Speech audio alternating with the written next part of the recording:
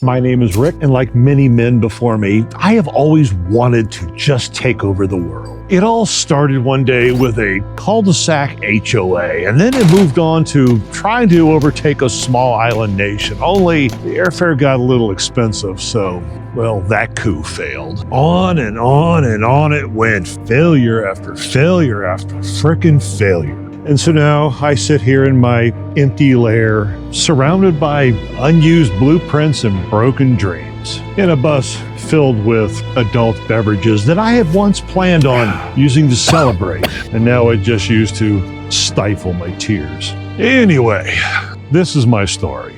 A story of ambition and the bittersweet realization that not everybody gets to play the villain. And yep, don't worry, we're going to be talking a lot about the current graduating class of strong men who, well, are actually making it in the world today. You know exactly who I'm talking about. Yeah, I remember the first time I heard about old Rick. Folks were whispering there was some kind of new sheriff in town, a man who can finally put his boot down on misbehaving neighborhoods and make the grass exactly 3 inches tall everywhere, and also kind of keep the kids from yelling in the neighborhood too. Now I thought, damn, here's an up-and-coming leader who's cut from the same cloth as the greats. You know, men like Trump, and even that old Mussolini with his trains running on time. But then, nothing. No coup d'etats, no coronations, not even a sternly worded Facebook post that he could hang his hat on. You know, like an M80 that don't go off and well, you're really hesitant to go light it up again. I had such high hopes for him. I really did. I thought Rick was going to be the man to bring order back to these lawless lands. Someone I could admire from afar and send money to that, well, frankly, I didn't have. But instead, what I got was, well, I'll be honest with you, what I got was plain old disappointment. Because in my heart, I believe that Rick could have been, well, somebody that the real Americans could look up to. A real strong man of the people. But nope, here we are, just sitting in front of cameras, making documentaries, talking about what could have been. I don't know whether to be sad or just plain pissed off. So I grew up in a blue-collar, working-class neighborhood to generations of people who voted conservative because that's exactly what their daddies did before them. You know the type.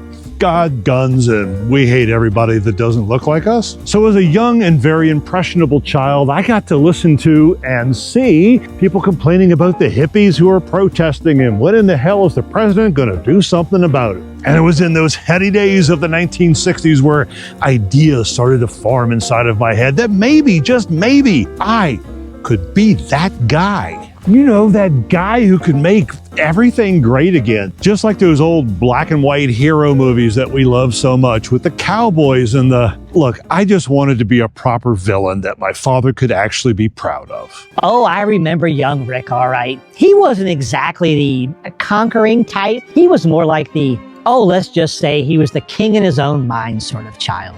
On the playground, he made several attempts to seize power. There was the infamous kickball coup of 1969, where he declared himself team captain before anyone had picked sides. Well, that lasted roughly 47 seconds before the actual athletes laughed him back onto the swings. Now, he did manage to somehow come back the next day, just swinging yet again. He decided to give himself the cleanup position, and he ran as fast as his skinny little legs could propel him towards the ball, only to slip and fall and wipe out after 2 steps. So the result? Well, widespread mocking, of course, and a new nickname that I won't repeat on camera. The truth is, he wasn't feared, he wasn't respected, he was tolerated. And in the Darwinian ecosystem of elementary school politics, tolerance doesn't get you the throne, it gets you laughed at. Now, while it was true that I was a runty child, somewhere after high school, I got my growth spurt, 6'2" and broad of shoulder. And now I was finally looking on the outside like I felt on the inside. My first teenage job, in 6 months, I made shift supervisor at the ice cream parlor faster than anybody else. Now, granted, nobody else wanted the job, it was just me, but I was on my way. And it was that momentum that launched my evil career, starting with that whole strange HOA thing, but you got to learn somewhere. Then a progression of middle management, quasi-supervisory jobs where I could lord over all of my minions. And then one day it all just stopped. And so decades passed, actual decades, and no golden throne for me. I kept wondering, how is it that others can make it so damn easily? Cult leaders just seem to come out of nowhere, and they had staying power, and even Donald J. Trump made it to the big leagues. I mean, a man, have you seen his hair? I mean, look at this. This is great hair. Shouldn't great hair count for something, not whatever the hell that is on top of his head? For years, I have been trying to explain this to Rick. It's not about the hair. It's about converting the ignorant with shiny objects and empty promises. You don't need good follicles to rule. You just need slogans, merch, and just enough hatred for the defenseless to keep the mob entertained. I mean, look at our boy Donald J. The man's entire empire was built on gold-plated toilets, and the word great shouted louder than anyone else. Or look towards MUSK. Rockets, cars, flamethrowers. The products are secondary. The theater is what sells. All cult leaders know this. Now, these success stories, they don't hand out reasoned arguments. They hand out robes, tambourines, and Kool-Aid. Rick's fatal flaw was always thinking competence would win the day. He thought broad shoulders and decent management skills were enough to inspire fear and loyalty. But in reality, that just makes you regional manager material, and history doesn't remember regional managers. I know. I never really listened to you. Hi, I'm Skylar. Now, I didn't know Rick back in his evil building years. You know, the HOA days, the manifestos, the big plans for small islands. By the time I met him, all of that was already a pile of failed manuscripts and empty bottles. What I got to meet was the sad, despondent version.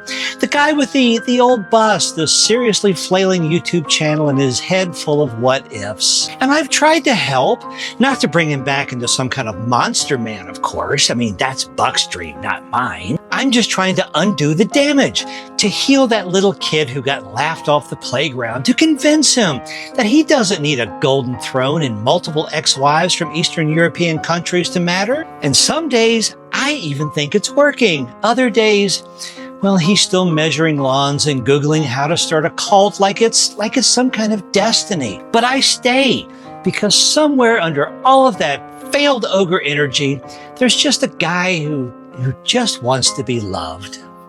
I need a minute. Can you just stop filming? Now, folks, I know that Rick's having himself a little cry right now, but you listen, this man's now got a movement that I'm proud to be a part of, and that's right, making YouTube great again. MYGA, it just rolls right off the tongue, don't it? I'd even put it on a hat. I believe in his new platform so much that I signed up for his top membership tier 3 times. 3 different names, different emails, different credit cards. Only 2 of them are mine. And that's how you show loyalty. That's how you fuel a revolution. So if you're just sitting there watching this, don't be a snowflake, be a patriot. Sign up, drink up, and let's MYGA together. Thanks, Buck. I guess I needed a minute there. So, yep, I have a new plan. Comedy. I mean, after all, isn't that what all the current greats are doing? Every single thing that they do that get them on TV is just nothing but a comedy routine disguised as policy. Folks just can't help but tune in. I mean, seriously, take old Benjamin over in Israel. He's disguising genocide as a sitcom. I mean, that's absolute genius. So I haven't announced this yet, which means you get to be the first to hear this, but my comeback is upon us. I have anointed Miles Silverman as my number 2, my Stephen Miller. Why? Because I like what he has to say. Why, thank you, Supreme Leader Rick. And as your number 2, I propose the following bold policies to cement your legacy. We're going to ban Tuesdays. People are least productive on Tuesdays, and frankly, the word itself is very confusing. We will simply skip from Monday to Wednesday and call it a 4-day work week. Of course, most folks will then have to come in on Saturday and Sunday, but productivity will go up, morale will go even more up, and calendars will be simplified. Also, mandatory gold spray paint. All citizens must coat at least one household item in gold to show loyalty.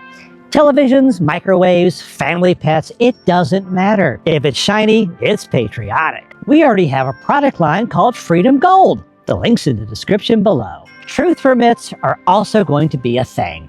No one may speak freely in public without first filling out a form explaining exactly what they're going to say. This will streamline conversations and eliminate dissent, which, I mean, let's be honest, is mostly whining and not praising my shadow administration. These policies are logical, efficient, and inevitable. And with your leadership and my wisdom, the throne will finally be more than a camp chair. So yes, this is my new plan for world domination. Not cults, not HOA leadership, but comedy. Because if the current crop of strongmen can turn bankruptcy into a standing ovation, then why can't I turn failures into laughter? You know, make YouTube great again. MYGA. Okay, maybe it's not complete world domination, maybe it's not even a coup d'etat over at the local ice cream parlor, but it will all be mine.